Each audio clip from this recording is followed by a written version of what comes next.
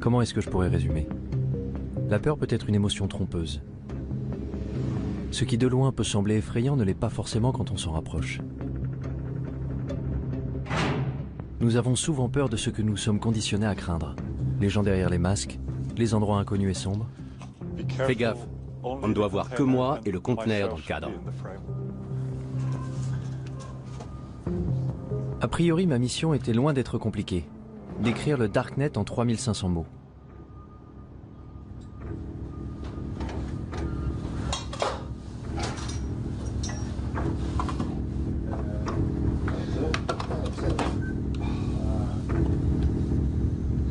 Alors comment je m'étais retrouvé là?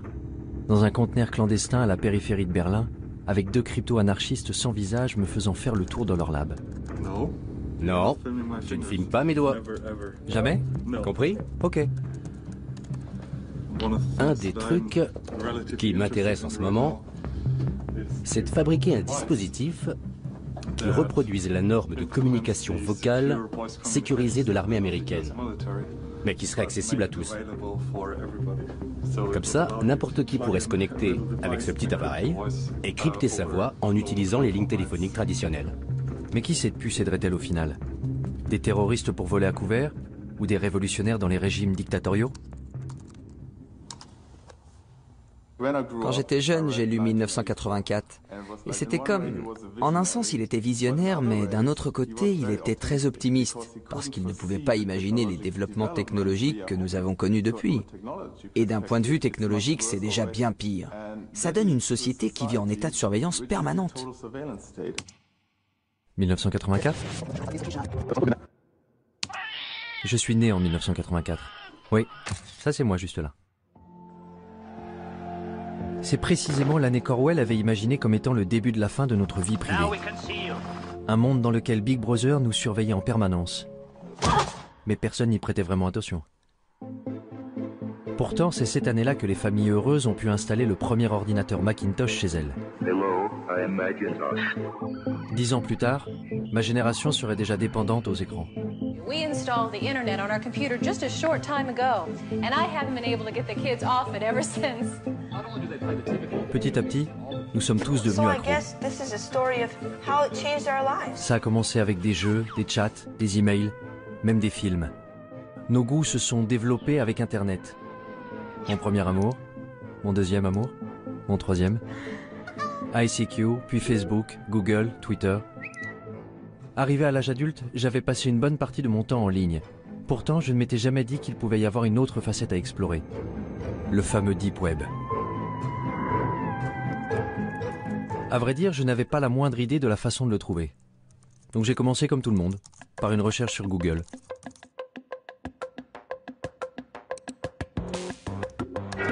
What lurks beneath the surface of the internet? The deep web. What is it exactly? Well, it's kind of a vague term because it's comprised of anything that's just not indexed by search engines. Ok, tout ce qui n'est pas indexé. Je n'irai donc pas bien loin avec Google. If we want to compare the size, then one great analogy is that the surface internet, the stuff that's indexed by Google, that would be sort of like the tip of an iceberg. La partie émergée de l'iceberg? The majority of users can only access 1% of all the information the World Wide Web has to offer. The rest, deep beneath the surface, is known as the deep web. Donc le Deep Web est une sorte de dépôt de données inaccessibles, rempli par les banques, les gouvernements, les entreprises, et contenant en plus une partie invisible?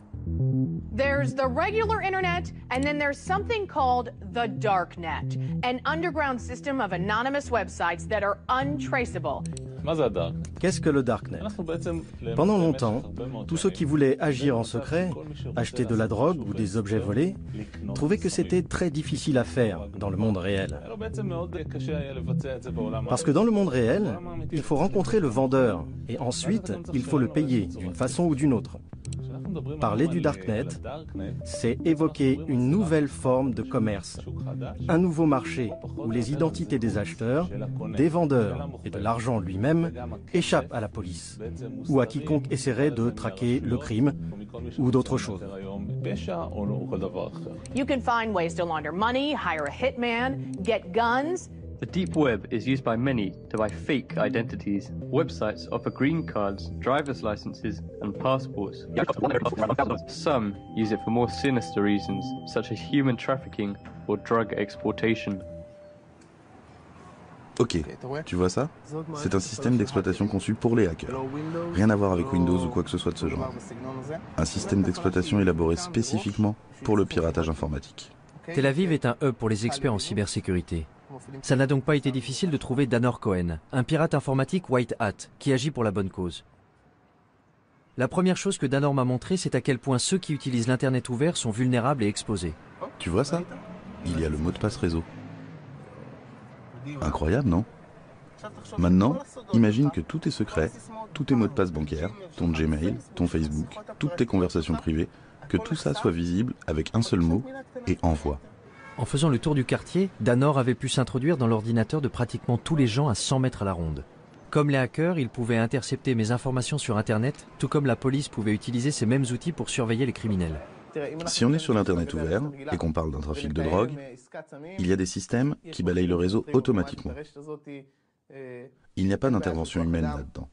Et tu seras rapidement convoqué pour enquête. Mais sur le Darknet, rien ne permet d'arrêter à temps quelqu'un de faire ce qu'il veut. Je veux qu'on comprenne parfaitement ce qu'est le Darknet. Vous installez un logiciel dont la fonction essentielle est de cacher votre activité. Well, you're going to need some software. One of the most popular is called Tor. Tor? Which originally stood for the Onion Router. The Onion Router. Onion Router. It was made by the US Navy. How does Tor do it? Well, it takes your data and it bounces it around the world over several different data nodes. That way, no person or agency can figure out where the data came from or where the data is going. If you want to keep yourself invisible online, there is absolutely nothing better than Tor. Cela semblait incroyable. Sous couvert d'un anonymat complet, n'importe qui pouvait réussir à commettre le crime parfait depuis son salon entre deux épisodes de sa série préférée sur Netflix, sans que personne ne le sache. En à peine quelques secondes de téléchargement, Tor était sur mon bureau.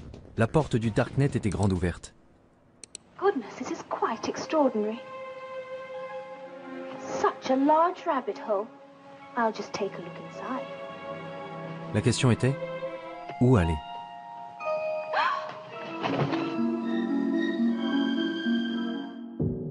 Mon premier arrêt a été le wiki caché. Ce n'était pas vraiment différent d'une page Wikipédia classique, seul le contenu était un peu plus... enfin, je sais pas, voyez vous-même. Des drogues, beaucoup de drogues. De l'herbe, de la cocaïne, de l'héroïne, de la méthamphétamine en cristaux.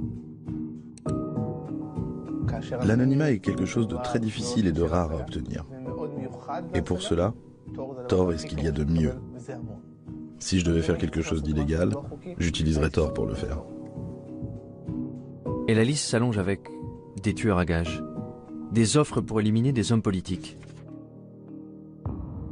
58 000 € pour tuer un journaliste? Comment? C'est tout ce que je vaux? Les portes sont grandes ouvertes. Rien ne peut vous arrêter. Il n'y a pas de loi, pas d'ordre, pas de justice, rien. C'est pour ça que Tor est dangereux. Très dangereux. Les drogues et les armes n'étaient pourtant que la surface du Darknet. Il y avait de nombreux groupes et forums communautaires pour satisfaire les désirs les plus sombres de l'humanité. Les néo-nazis y avaient évidemment fait leur place. Ensuite, il y avait ceux qui donnaient dans la torture animale. Les 10 principales raisons de tuer un gosse, mon Dieu, de la pédophilie. L'endroit le plus bizarre que j'ai trouvé, ça doit être le Cannibal Café, au service de l'humanité. Ah ouais? Vraiment? Je peux vous raconter des réunions avec des officiers de police où ils s'arrachaient les cheveux. On ne sait pas quoi faire avec ce truc. C'est un cauchemar. Un Sodome et Gomorrhe virtuel moderne. Ça ressemblait vraiment à un cauchemar. Si les règles du jeu changeaient, comment faisait la police pour rattraper son retard? Et avait-elle au moins une chance de pouvoir le rattraper? Ça tourne? Je peux commencer? Je suis curieux de savoir comment le Darknet a changé l'apparence du crime. Le visage du crime a changé. Aujourd'hui, on voit que le crime passe de plus en plus du monde physique au monde en ligne. Pourquoi? Tout simplement parce que les gens ont tendance à croire que dans le monde en ligne, ils sont plus anonymes et peuvent commettre des crimes sans se faire prendre. Si vous allez sur le Darknet, et je suppose que vous l'avez fait, vous trouverez des gens qui cherchent à acheter X, Y ou Z, qui sont pour la plupart des choses dont la possession et la vente sont illégales.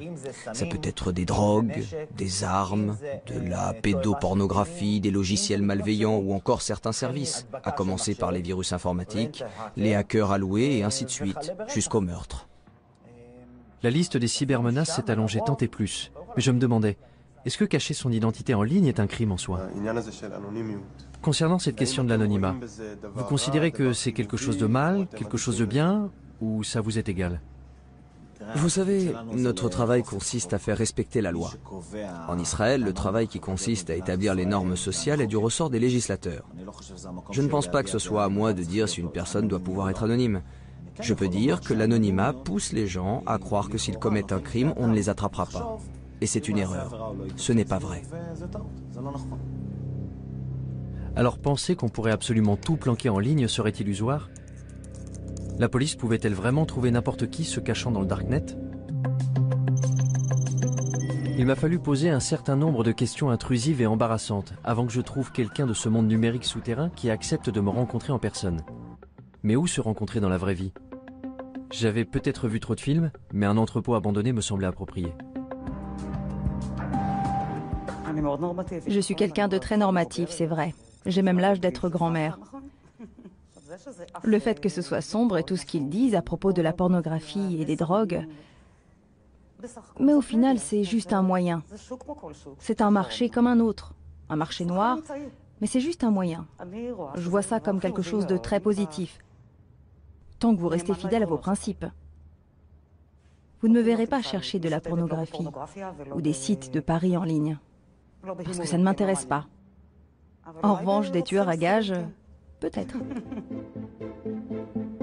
J'étais furieuse de ne pas pouvoir acheter là où je voulais un produit que je voulais. J'ai fait une recherche sur Internet et j'ai appris l'existence du navigateur Tor. J'y suis allée et j'ai vu par moi-même. C'est un monde fascinant. C'est une poudre qu'on utilise pour faire du hash soi-même. Beaucoup de gens le font. De la cocaïne? De la cocaïne aussi. Les médecins prescrivent bien de la Ritaline. Pourquoi commander de la cocaïne illégalement? C'est ce qui vous met en colère? Il n'y a pas de raison d'être en colère, c'est une vitrine. Ils ne font que montrer leurs marchandises. Et bien sûr, Shoshi n'était pas du tout telle que je l'avais imaginée. Elle ressemblait plus aux amis de ma mère qu'à quelqu'un qui utilisait le Darknet. Allez, ça ne vous fait quand même pas un peu peur? Ce n'est pas effrayant. Ce qui est effrayant, c'est ce que vous en faites. Vous pouvez faire de mauvaises choses avec, c'est vrai, mais le Darknet en tant que tel n'est pas effrayant. J'ai tendance à être méfiant vis-à-vis des gens qui me disent qu'il n'y a rien à craindre. Le Darknet n'était-il pas vraiment qu'un marché noir équivalent à eBay? La technologie a toujours eu un double visage, selon l'usage que l'on en fait. Prenez l'imprimante 3D par exemple. Fais descendre l'arme.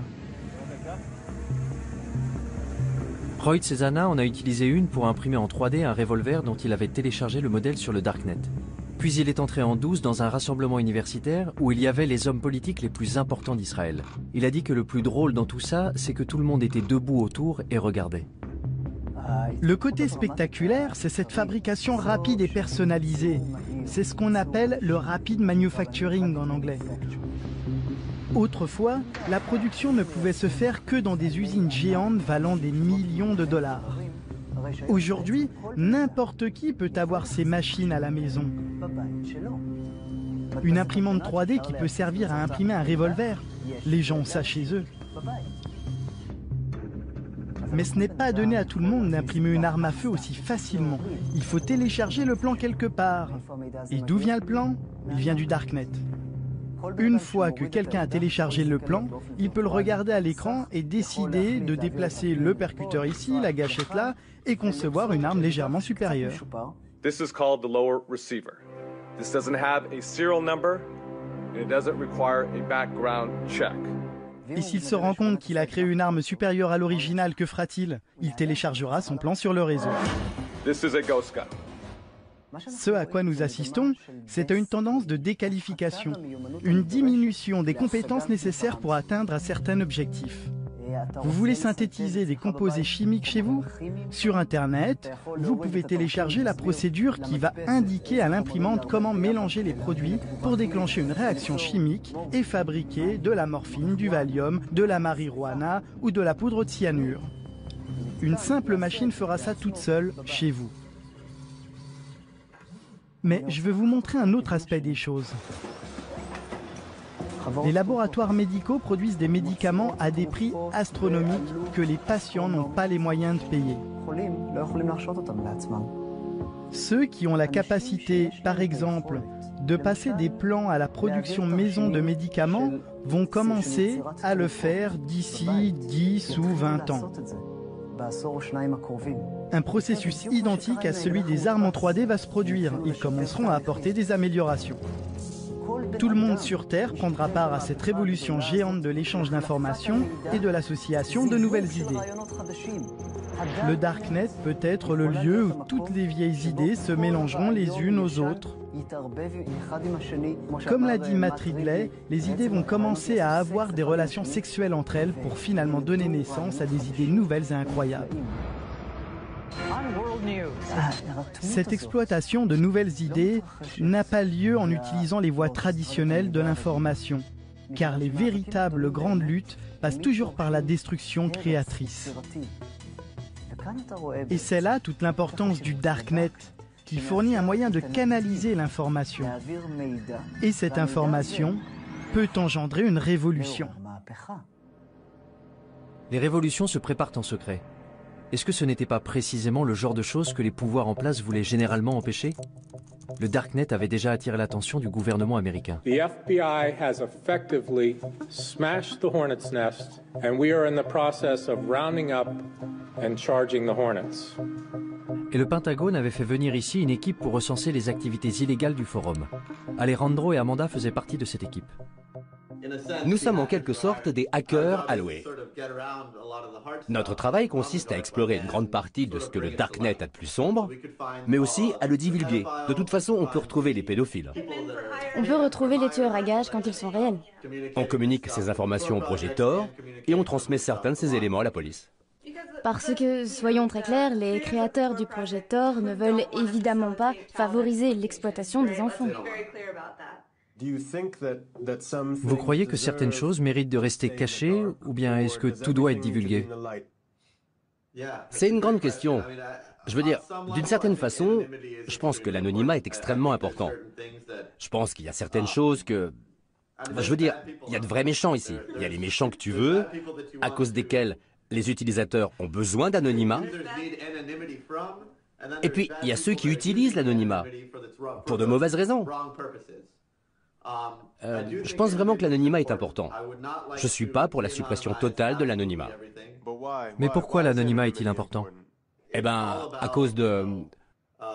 Du droit à la vie privée. Oui, le principe du droit à la vie privée. Et dans quel but? Pourquoi on en a besoin? L'exemple classique que le projet Tor utilise presque toujours pour illustrer ça, ce sont les régimes oppressifs.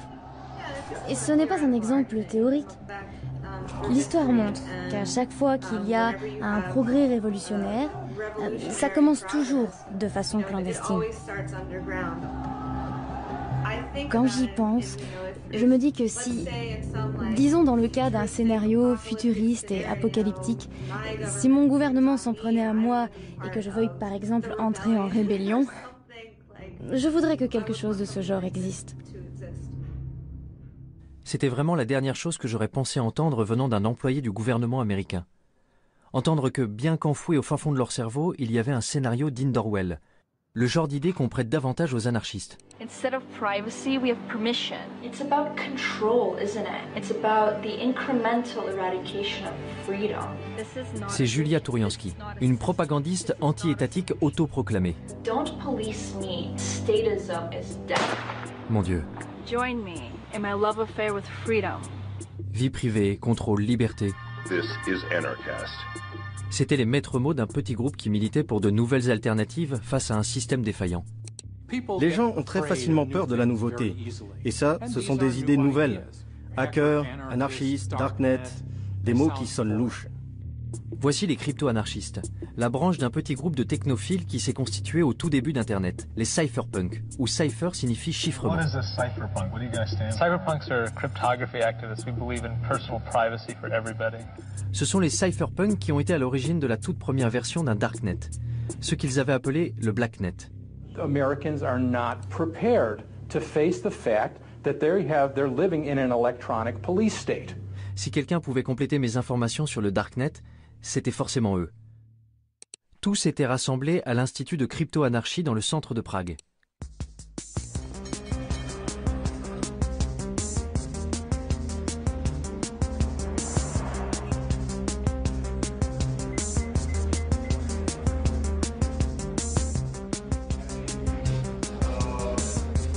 Parallelnipolis représente des outils et des moyens pour protéger nos libertés contre les tendances autoritaires des institutions politiques et sociales.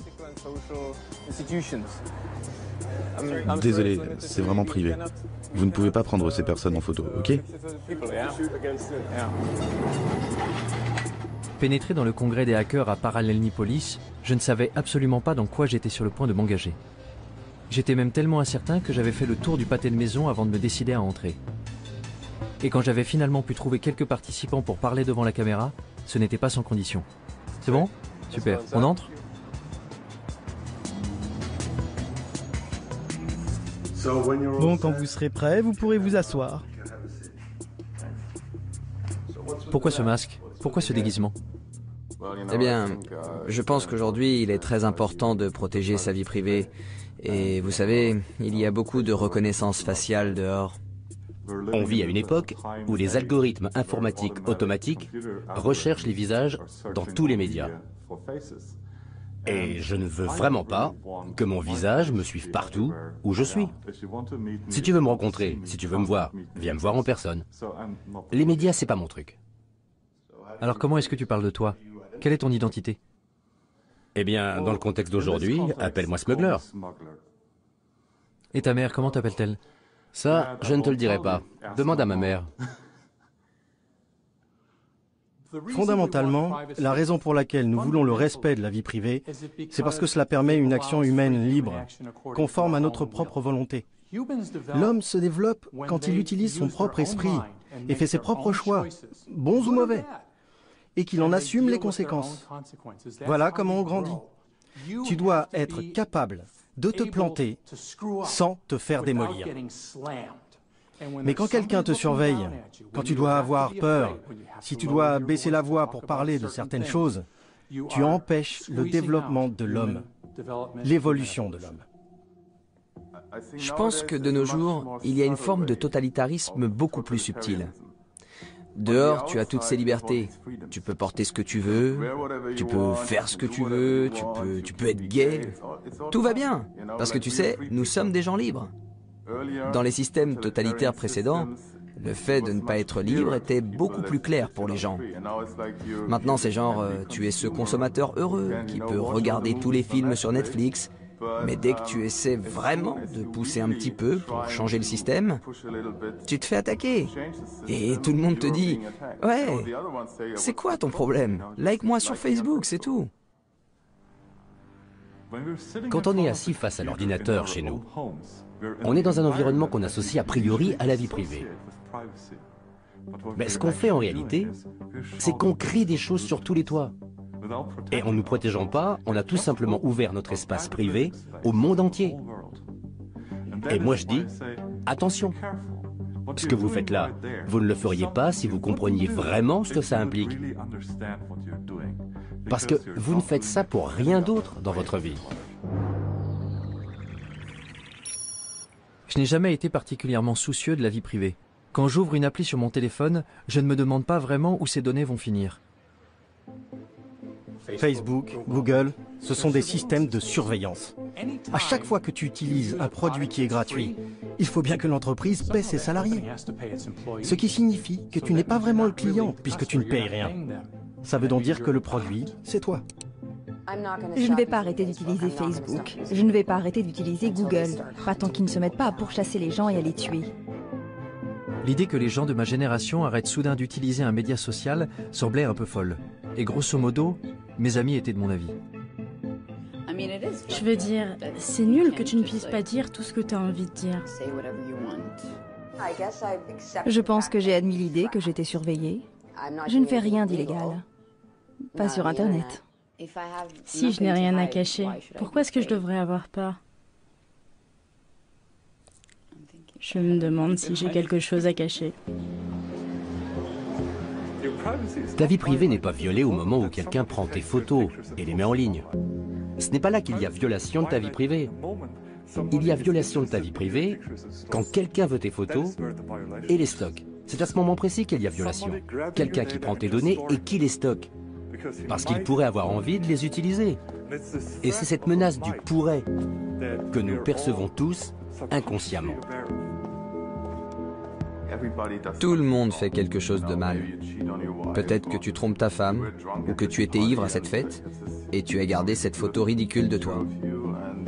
Et ensuite, ils peuvent utiliser cette information pour appliquer une loi qu'ils n'appliquaient même pas avant. Ou alors tout simplement pour te faire chanter publiquement. Quand tu es dans un état où tu n'as pas d'intimité, où tu n'as pas d'anonymat, tu es toujours inquiet à l'idée que quelqu'un te surveille. Quelqu'un qui te punirait physiquement, ou dirait du mal de toi dans ton dos, ou te ferait honte. Chez les humains, la honte est une arme de destruction massive. Alors que devons-nous faire pour préserver notre liberté? Porter des masques? Pendant tout ce défilé de mode imprimé en 3D, je n'arrêtais pas de penser à quel point il était paradoxal de croire qu'on ne pouvait être libre qu'en se cachant. Particulièrement en Occident, où nous sommes tellement habitués à tout exposer.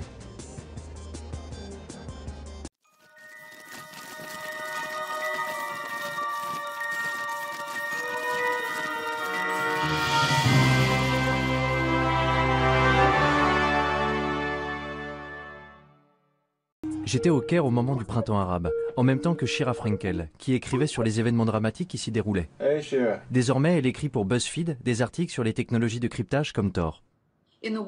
En Occident, on croit que le Darknet est noir et diabolique et malveillant, alors qu'ailleurs dans le monde, on ne l'appelle pas le Darknet.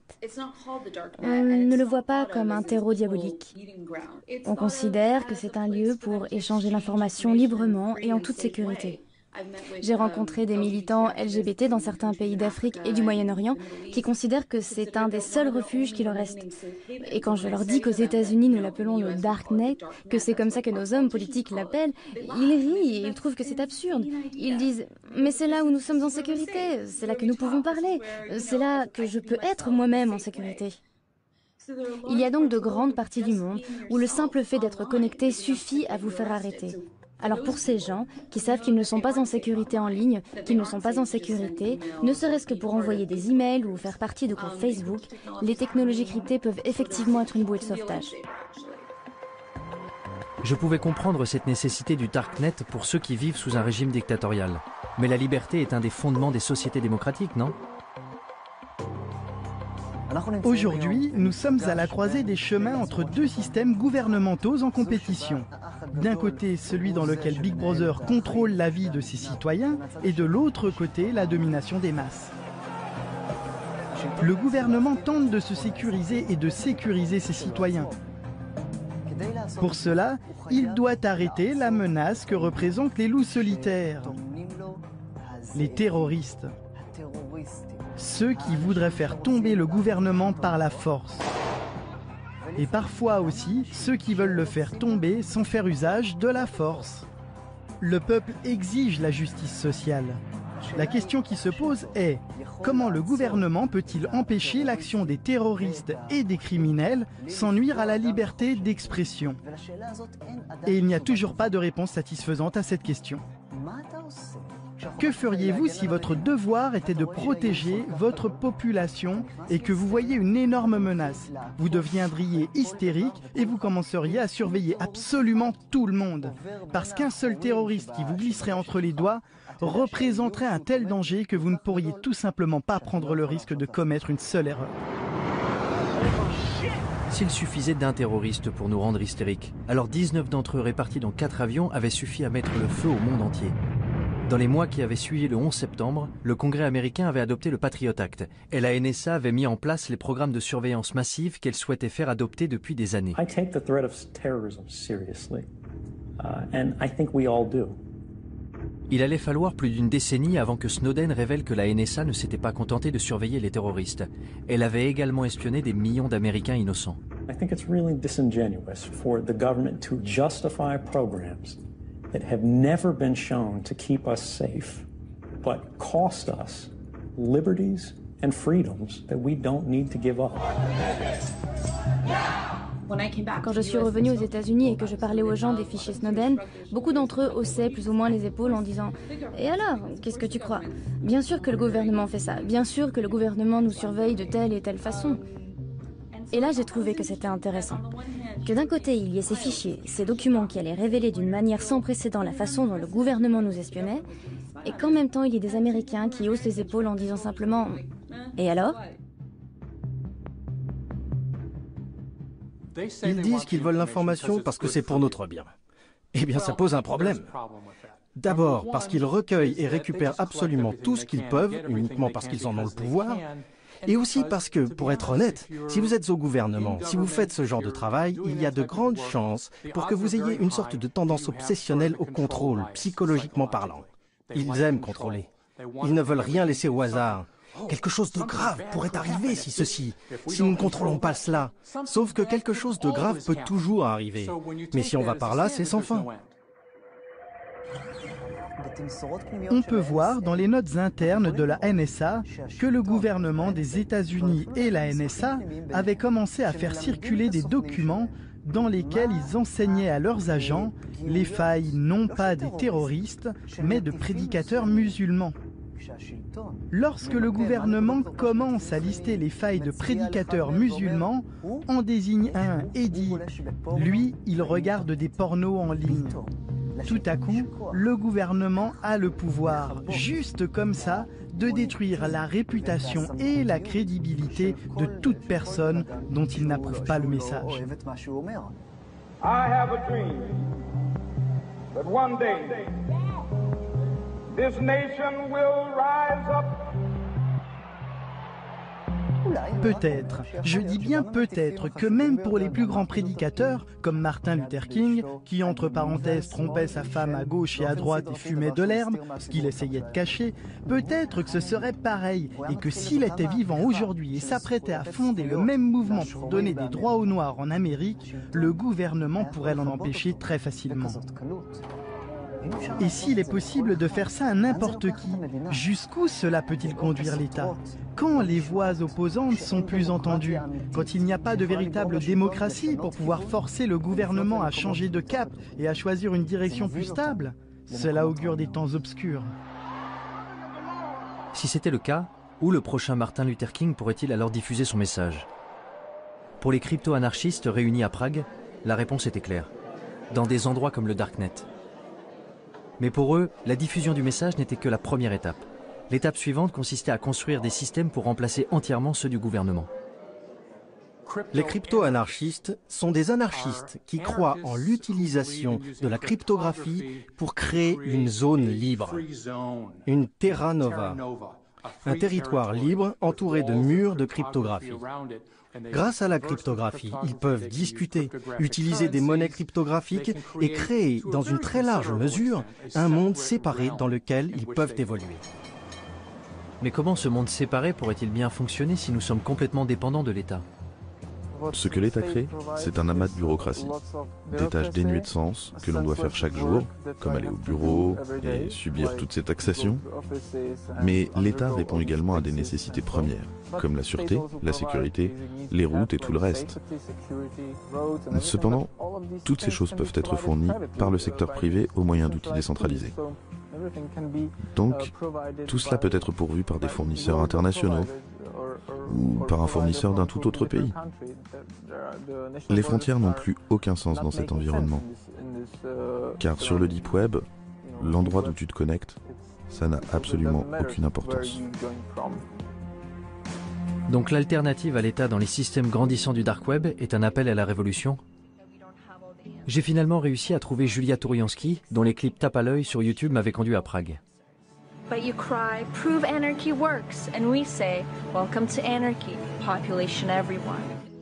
Y avait-il une chance pour que les idées anarchistes soient un peu plus pragmatiques de vive voix? Vous savez, je pense que les gens ont besoin de conseils. Les gens ont besoin d'un certain degré de gouvernance. La différence, c'est que la gouvernance ne doit pas être imposée aux gens. Aussi longtemps qu'on peut se désengager et partir, alors moralement, c'est en accord avec une philosophie anarchiste. Donc bon, je ne suis pas naïve. Je ne pense pas qu'il y aura un grand effondrement qui nous donnerait une magnifique anarchie.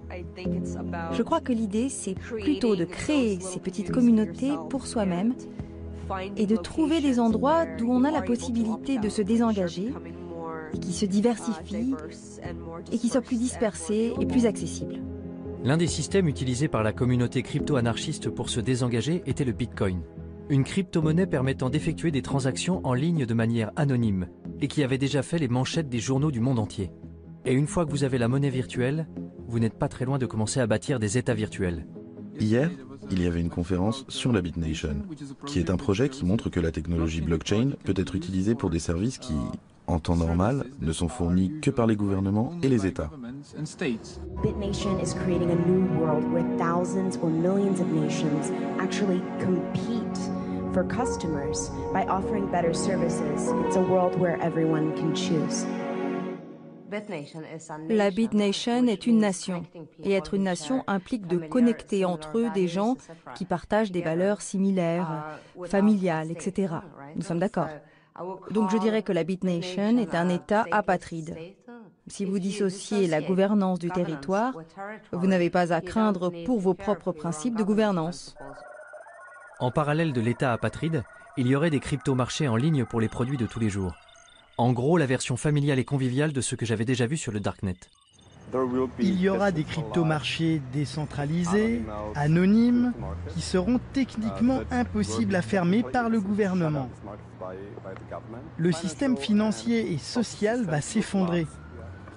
Aucune approche rationnelle ne peut dire comment le système social va pouvoir survivre, surtout quand il y a tellement de personnes âgées et seulement un petit nombre de gens jeunes et productifs. Je pense donc que le système social du gouvernement va s'effondrer. Et donc passer à quelque chose de totalement nouveau peut être une bonne chose. Le gouvernement qui s'effondre, des systèmes parallèles pour le remplacer. Les crypto-anarchistes étaient dans la droite ligne des cypherpunks et de ce qu'ils avaient écrit en 1988. Regarde ce que les cypherpunks écrivaient avant que la technologie d'aujourd'hui existe. Je veux dire, ils peuvent être fiers d'eux. Vous avez raison. Lire leurs écrits revenait un peu à lire une prophétie de science-fiction. À l'ère électronique, la vie privée est nécessaire pour une société ouverte. Tout ce qu'ils avaient prédit il y a plus de 30 ans était effectivement en train de se réaliser aujourd'hui. Bitcoin, construire des systèmes anonymes avec de l'argent électronique. Wikileaks, la crypto-anarchie permettra de mettre en libre circulation les secrets nationaux. Darknet, des systèmes qui permettent de faire des transactions anonymes. Crypto-marché, un marché informatique anonyme permettant d'échanger des biens illicites et volés. Ils avaient même prédit la façon dont les gouvernements répondraient à ces développements. L'État essaierait de ralentir la propagation de ces technologies au nom de la sécurité nationale. Chaque fois que quelqu'un fait quelque chose qui protège la vie privée, il ne se passe pas longtemps avant que le gouvernement et les médias officiels brandissent un de leurs arguments à la carte. C'est mauvais parce que terroriste, ou c'est mauvais parce que drogue.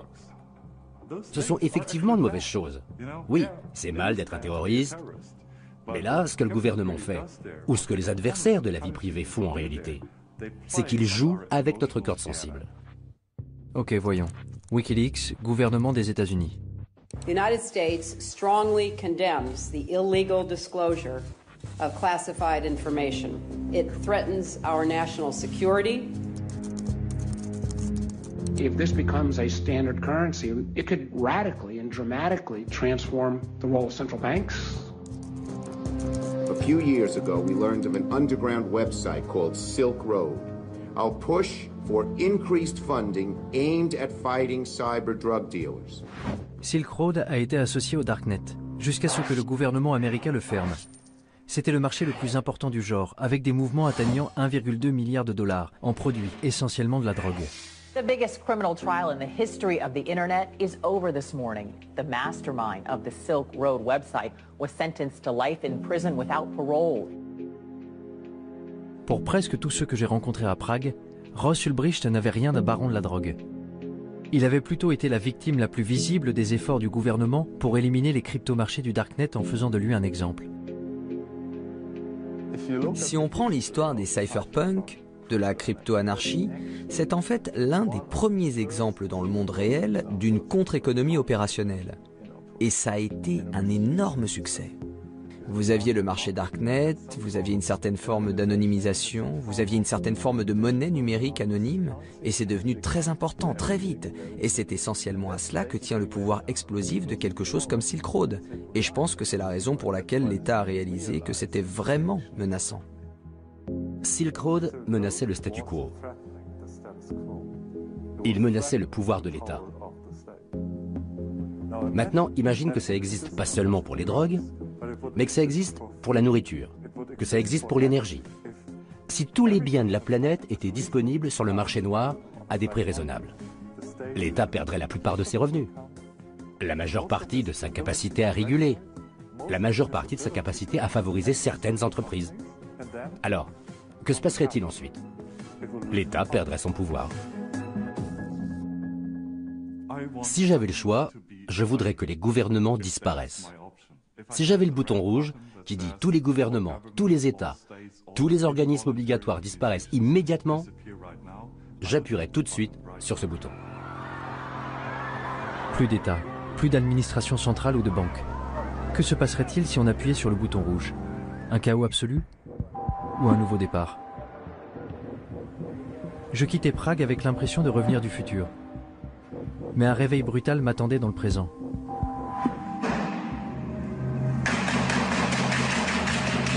Deux attentats à Paris, un aux États-Unis, un avion abattu en Égypte. N'avions-nous pas effectivement besoin de protection plus forte vis-à-vis de ces gens, même au prix du sacrifice d'un peu de confidentialité? You can't have 100% security and also then have 100% privacy and zero inconvenience. We're going to have to make some choices.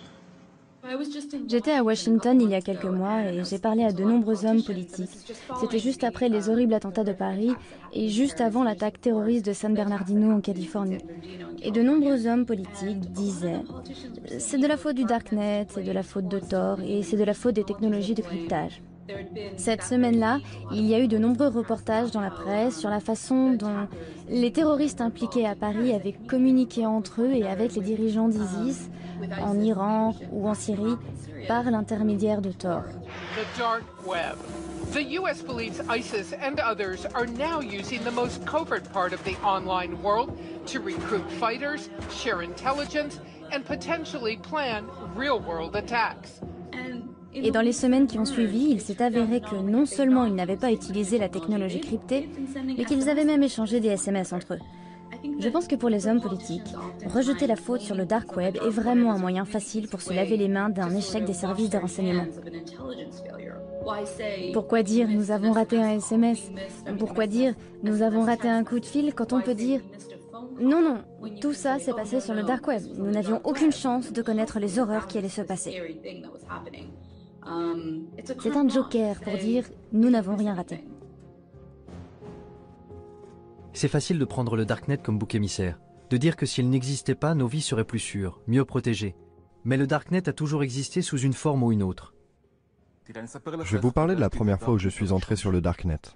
J'avais 4 ans, et à chaque fois que mes parents ne voulaient pas que je comprenne quelque chose, ils parlaient en yiddish. Le yiddish était leur Darknet à eux. À l'âge de 4 ans, je vivais dans 2 réseaux parallèles. Dans le réseau ouvert, en hébreu, et dans le réseau en yiddish, où je pouvais sentir les émotions, voir les regards, et sentir la colère, entre autres, mais pour moi, tout était crypté. Alors le Darknet n'est pas seulement un lieu, il correspond à un besoin fondamental que nous avons tous. Get ready to amazing revolutions in what is to be human. Selon Yanky Margalit, un évangéliste pour le mouvement pour concilier l'homme et l'évolution, notre façon de penser avait besoin d'un reset. Le Darknet est un endroit très intéressant. Les gens qui maintiennent le Darknet, ceux qui le construisent, les idéalistes qui en assurent le fonctionnement, sont le genre de personnes qui croient très fortement au droit à la vie privée et à la capacité de le sauvegarder. Tout ce que je sais, c'est que notre combat pour une vie privée telle que nous l'avons connue est pathétique. C'est pathétique, parce que c'est un combat que nous avons perdu depuis bien longtemps. Nous devons complètement le redéfinir. Quand vous prenez ce qui s'est passé au cours de ces quelques dernières années et que vous vous tournez un peu vers l'avenir, vous vous rendez compte que l'espèce humaine est en train de changer. Nous subissons des changements très accélérés. Nous connectons la technologie à la biologie, nous relions la biologie à l'électronique, et je pense que nous créons une nouvelle espèce humaine. Nous créons une espèce humaine améliorée et plus connectée. Ce que nous faisons aussi, c'est que nous prenons des individus et que nous les connectons à quelque chose de plus grand qu'eux. Cela me rappelle le processus par lequel des cellules individuelles ont créé l'homme. Pensez aux cellules qui vous ont créé, aux milliards de cellules qui vous ont créé. Ces cellules ont perdu leur individualité, elles ont perdu leur vie privée. Mais en fin de compte, elles ont créé un être humain. Mon sentiment aujourd'hui, c'est que nous sommes en train de prendre toute l'humanité, exactement comme ces cellules, et nous créons quelque chose de mieux. Lorsque vous construisez quelque chose de cet ordre, quelque chose de plus grand que la somme de ses parties, la question de la vie privée est très intéressante. Parce que savez-vous quelles sont les cellules les plus intimes du corps humain? Les cellules cancéreuses. Ce serait donc ça? La vie privée ne serait pas vraiment morte? Elle présenterait des cellules cancéreuses? Peut-être? Avec le nombre de fous qui se baladent, l'ordre mondial semble trop fragile pour faire confiance à la vision des cypherpunks et des crypto-anarchistes. Particulièrement à ceux qui ne veulent pas montrer leur visage, non? Je m'apprêtais à terminer mon article, mais juste à ce moment-là, Smuggler sortit de l'ombre. Dans un chat IRC privé, il fit un sacré pas en avant pour un extrémiste de la vie privée. Il me dit que je devrais aller le voir.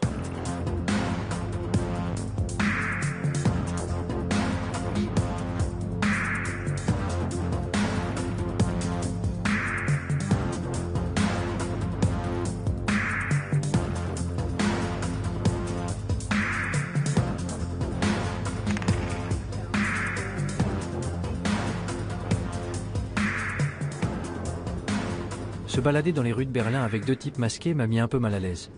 Même si nous nous étions déjà rencontrés une fois. Je me demande ce que le chauffeur de taxi a bien pu penser. Réfléchis à ça. Psychologiquement, les raisons pour lesquelles tu étais nerveux et... Non mais regarde-toi. Mais la peur peut être une émotion trompeuse. De quoi était-je censé avoir peur au juste? Des cellules cancéreuses? Ou de renoncer à la vie privée et à l'individualité pour devenir un seul et grand organisme? Tu ne peux pas faire travailler tous les gens de la même façon. Et on observe ça aussi dans la nature. En agriculture, par exemple. Si tu utilises exactement les mêmes méthodes, exactement les mêmes cultures tout le temps, tôt ou tard, ton exploitation agricole déclinera. Parce que la réalité a besoin de la diversité pour se stabiliser. Coupe la caméra maintenant.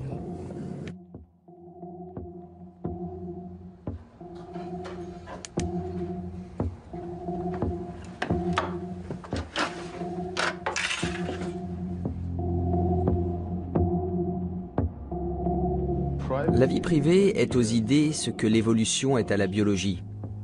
Tu sais, pour qu'un écosystème soit sain, il faut des niches locales et il faut une transformation. Il faut aussi différents types d'organismes qui mutent, qui évoluent. Un certain nombre d'entre eux vont mourir, d'autres vont prospérer et globalement c'est une structure très résistante. C'est la même chose pour une société en bonne santé. Il faut de nombreuses idées différentes et les bonnes vont effectivement survivre.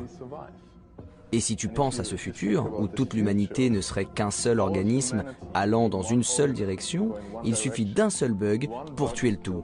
Et c'est terminé. Game over. Et ce sera pire que nos pires craintes de guerre nucléaire. Je veux dire, rappelle-toi ce que nous avions avec le Troisième Reich en Allemagne. Imagine maintenant le Troisième Reich à l'échelle mondiale et aucun autre pays pour l'arrêter. Quel bordel! Malgré tous nos progrès, malgré tous les avantages de notre monde interconnecté, l'histoire serait tout de même condamnée à se répéter? Nous abordons un futur que nos parents ne pouvaient pas imaginer. Savoir ce qui en ressortira, c'est de la science-fiction. Mais moi, je ne veux pas vivre dans un futur où tout est contrôlé. Chaque bit de technologie, chaque bit d'information, comment il faut construire les choses, ce qu'il faut penser. C'est si énorme que George Orwell doit se retourner dans sa tombe. Parce que je ne crois pas qu'un tel futur sera vraiment durable. Alors à quel moment votre travail sera-t-il achevé? Jamais. Non, jamais. Je veux dire, certaines personnes travaillent pour la surveillance et nous travaillons pour renforcer l'anonymat. On n'y arrivera jamais, mais c'est un idéal à viser. De plus, même si nous travaillons pour plus de vie privée, ça ne veut pas dire que qui que ce soit va arrêter de travailler pour la surveillance. Donc tant qu'ils travaillent sur la surveillance, nous, on a un travail à faire. Mais certains diraient, je ne sais pas, que vous êtes peut-être paranoïaque. C'est vrai, vous n'êtes pas des criminels purs et durs, vous ne vendez pas de drogue, vous ne... je sais pas... Mais je veux dire qu'il y a beaucoup de... Je crois que toute la discussion... C'est bizarre le tour qu'a pris cette affaire. Que ce soit à nous de devoir nous défendre. Tu sais pourquoi tu as des rideaux dans ton appartement? Pourquoi tu fermes ta porte à clé? Et il y a plein de précédents historiques où des gens ont été tués à cause de données les concernant qui avaient été recueillies. Tu sais, c'est ce qui s'est passé pendant le Troisième Reich. Ce qui s'est passé dans les années avant même que le Troisième Reich existe, c'est que beaucoup d'États-nations exigeaient l'enregistrement des citoyens. L'une des choses que de nombreux États, comme les Pays-Bas, la Belgique, la France, l'Allemagne, exigeaient, eux, c'était que tu indiques ta religion. Les nazis sont arrivés et ils ont pris ces registres pour les fouiller. Donc quand l'Allemagne a envahi les autres pays, ils n'avaient plus qu'à fouiller les registres et à tuer les personnes de la mauvaise religion. Aucun pays ne se doutait que ça pourrait être un problème 10 ans plus tard. Et pourtant, ça en a été un sacré. La plupart d'entre eux ne l'auraient jamais cru. Il faut se rendre compte qu'on ne peut pas réellement savoir de quoi l'avenir sera fait. On n'arrive pas à se représenter la merde qui se passe dans le monde aujourd'hui. Alors dans 5 ans, encore moins. En quittant le conteneur, j'ai rallumé mon téléphone et trouvé mon chemin sur Google Maps. J'ai ouvert Gmail pour envoyer l'article à mon rédacteur en me demandant quelles conclusions tirer de tout ça. Où m'avait conduit cette exploration du terrier? Le Darknet n'était pas le monstre diabolique que j'avais eu tendance à imaginer. Il semblait au contraire qu'il puisse être le seul endroit qui nous reste pour échapper à la surveillance de plus en plus attentive de Big Brother. Un lieu où nous pourrions nous débarrasser de nos anciennes identités pour en créer de nouvelles, et même bâtir des mondes nouveaux. Un endroit où nous pourrions bénéficier d'une vraie liberté. Ce n'est qu'à ce moment-là que je repensais à ce que m'avait dit Smuggler quand j'ai quitté le conteneur. Que la plupart des gens ne cherchent pas du tout une liberté réelle. Ce qu'ils veulent, c'est avoir juste assez de liberté pour se sentir bien.